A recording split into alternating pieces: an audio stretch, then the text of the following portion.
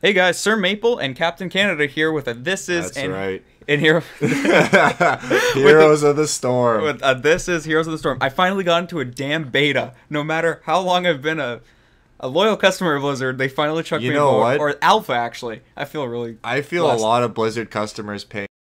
For anyone who hasn't played a MOBA, essentially the objective of the game is to push the enemy lanes that spawn creeps or minions or whatever, and push back and destroy the buildings all the way to their main base, or in this scenario it's called a core. Anyway, you push back and then you win the game when you destroy the opponent's core. There's some serious differences to LOL though. I mean, you could almost say that LOL is a little bit more hardcore.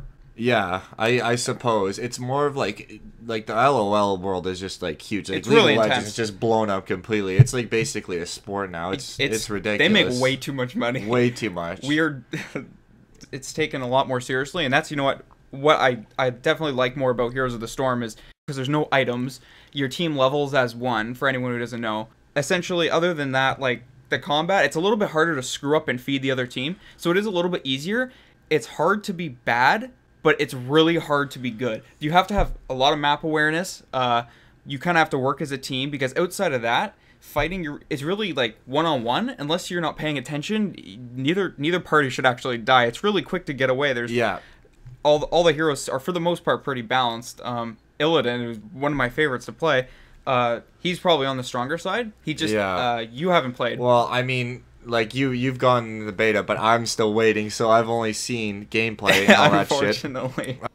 So there are currently 5 maps open on the alpha. Blackheart's Bay is the first one, where you essentially collect doubloons by killing merc camps around the map. When you get enough doubloons, you turn them into Blackheart in the middle of the map, and he'll fire cannons at enemy structures. Every time you turn in the doubloons, the amount that you need to do it again is increased though. The next map is Cursed Hollow, where you collect 3 tributes and the other team's minions get 1 health and their towers don't fire. The Dragonite map, I think, is called King's Crest, and you control the north and south shrine, and then somebody goes to the middle and activates the middle shrine, and they get possessed by the Dragonite. The Dragonite has 2 abilities. He can use like a fire breath, and he can knock enemy heroes away. Haunted Mines is the 4th map. Every so often, 2 mines will open, one at the top and one at the bottom of the map. Essentially, your team goes down there and kills really easy minions and 1 big minion to collect skulls.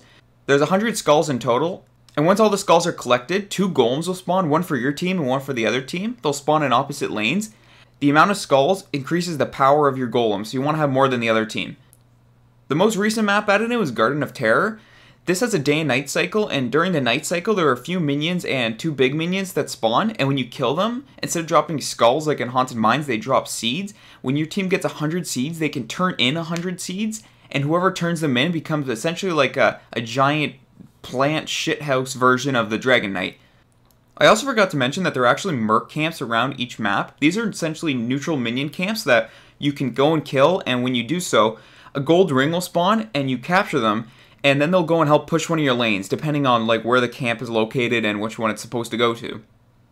These can be really critical for helping turn the tide of the game and catching your enemy team off guard and stealing enemy team merc camps. And there was something in the game called artifacts, where essentially ruins from League of Legends. Sort of, they were a little bit different. Anyway, they got scrapped, so it doesn't matter. So Blizzard actually also just recently changed how you level up heroes and how you get different talents for each hero. So essentially, you play each hero individually and you level them up individually. Every level, it doesn't take much to level, but every level you unlock something new. So when you get to level 2, you get your second heroic ability. When you get to level 3, you get your advanced talents. When you get to level 4, you get expert talents. When you get to level 5, you get gold. When you get to level 6, you get hero portrait and a mount variation. Level 7 is a skin variation. Same with level 8. Level 9 is the master portrait and the mount variation. And level 10 is the master skin, which is a really expensive skin that changes the overall look to say like, oh, I'm a master Val or Moradin or something. As for like customization without items, I mean, there's talents. So as you level up, you haven't played and anyone else hasn't played, every couple of levels you pick from a list of abilities or options. So although you start with every ability except for like your ultimate, quote unquote, which you also have an option. There's usually 2 options for which ultimate you want. You have other options for like, oh, you can either pick like your attacks have lifesteal or reduce ability damage on you like every 2 seconds or something like that. And that allows you to build your character the way you want. Anyway, well, thanks for listening, guys. Try the game if you manage to get in. It'll be interesting to see where it goes. Hopefully, I'll get into it soon, and Blizzard. I can do a better job reviewing this game. But Blizzard doesn't like you. All right, take it easy, guys.